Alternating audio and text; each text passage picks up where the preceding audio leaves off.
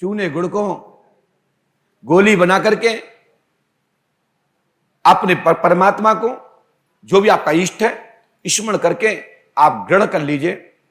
आपके जीवन में किसी भी प्रकार की निगेटिविटी वाली कोई गैस अंदर नहीं बनेगी जो भूत बाधा से बनती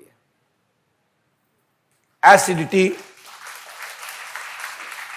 वो एसिडिटी जो पद्म पुराण में आया, वो प्रेत बाधा जो प्रेत बाधा के द्वारा आपके शरीर में निगेटिव गैस देती है। लेकिन जो साधारण खाद्यान्न के भोजन के आधार पर जो गैस बनती है, आपके सोने जागने के कारण से बनती है। लेट जो जागते रहते हैं फिर बाद में सोते हैं, जल्दी जाग जाते हैं, उसके बाद उल्टा सुल्टा खाते हैं, उसके लिए डॉक्टर को दिखाइए। ये उपाय, इसी गुड़ को और चूने को मिलाकर के साथ व्यवस्था करके छत पर रख दीजिए। इससे तुम्हारे घर में कोई भी भैरव, जो जितने भी भैरव हैं, जो सूक्ष्म भैरव हैं, जो 50 योनि के भैरव हैं, वो आपके घर में प्रवेश नहीं करते। खत्म। यही गुड़ चूने से, यही गुड़ चूने को आप अपने मकान में घुमाइए, जिसका वजन 1.25 पाव होना चाहिए। चूने का वजन 50 ग्राम होना चाहिए। पूरे मकान में घुमाइए और घुमा करके किसी कुआं के ऊपर रख आइए, घाट पर। मैं गारंटी देता हूं कि तुम्हारे घर में जब तक तुम जिंदा रहोगे, तुम्हारे घर में भूत बाधा नहीं आएगी। कैसे भी मकान की दिशा बिगड़ी हो, कैसे घर के कोई ग्रह चक्र बिगड़ा हो, मात्र 7 मुट्ठी गेहूं, 7 मुट्ठी उर्द, 7 मुट्ठी आपका ये मसूर की दाल और 7 मुट्ठी समी के चावल्स होते हैं ना, जो खीर बनती है, उनको एक कच्चे घड़े में रख के 21 बार घर में घुमा दीजिए।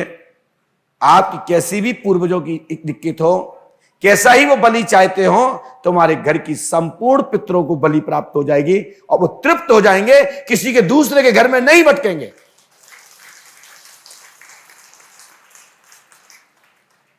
यही गुड़ चूने को चौराहे पर रख दीजिए, जिसका वजन मात्र 50 ग्राम से कम होना चाहिए। तो आपके घर में कैसे भी क्षेत्रपाल महाराज की, कोई भी मंडल की, कोई भी भूत प्रेतात्मा जो आपके ग्रह से संबंध रखती हैं, ग्रह दोष से संबंध रखती हैं, ग्रह पितृ दोष से संबंध रखती हैं, आपके घर में 3 वर्ष तक किसी प्रकार का ग्रह नहीं सताया जाएगा। और जो ग्रह बताएंगे भी कोई ज्योतिषाचार, तो आप पर लागू नहीं होगा, आपको हानि नहीं पहुंचाएगा। इससे बड़ा कोई दूसरा उपाय दुनिया में तत्कालीन नहीं है। लोग कहते हैं गुरुजी आपको ये जरूर बताना चाहिए। मैं बता रहा हूं, जिस बच्ची की शादी नहीं हो रही है, किसी की बेटी की बेटा की में मंगल है, लोग कहते हैं आज खड़ा की योग लगा, हम करेंगे तो हमारा एक विधवा हो जाएगी बेटी। कोई कहता हमारा बेटा ही सीताराम हो जाएगा भाई उस लड़की के चक्कर में। तो क्या करना चाहिए? कोई मंगल होगा तो शादी नहीं होगी क्या? यदि हमारे पास 20,000 50,000 रुपए ना हो ग्रह शांति के लाने, तो क्या विवाह नहीं होगा? इसके लिए साधारण उपाय है। हमारे यहां पहले मलेरिया में ब्लेड जांच चलती थी। वो हल्का सा पिन लगाते थे और हल्का दबाते थे और कांच पे लेते थे। इसी प्रकार के तरीके से आपका दान का दान, किसी की जान बची, किसी का भी कैसा मंगल ग्रह बिगड़ा हो, कैसे ही मंगल नाराज हो, आपकी कुंडली मैच नहीं कर रही हो, मंगली लड़का नहीं मिल रहा है, तो नजदीक के डॉक्टर के यहां जाकर के, जो डॉक्टर उस ब्लेड को किसी गरीब को समय पर उपलब्ध करा दे, वहां जाके 1 पाउच ब्लेड दे दीजिए। आपका मंगल का दोष खत्म और उसमें से 2 बूंद जमीन पर टपका दीजिए। हम गारंटी देते हैं कि आपकी कुंडली में मंगल भलाई दिखता रहे, लेकिन मंगल का दोष नहीं लगेगा और आपके जीवन में हानि नहीं होगी। कुंडली सफल होगी और विवाह सफल हो जाएगा।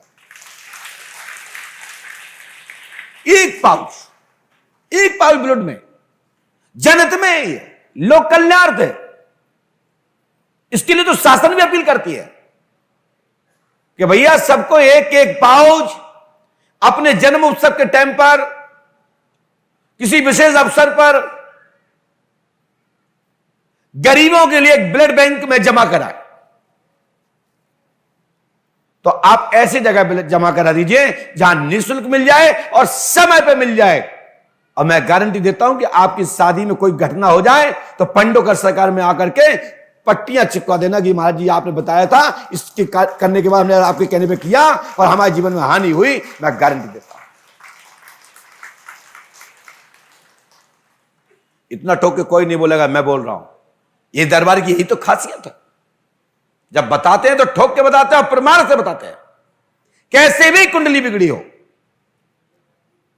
कोई भी ग्रह तुम्हारा प्रतिकूल हो, हमने इतने आपको तरीके दे दिए हैं। ये सब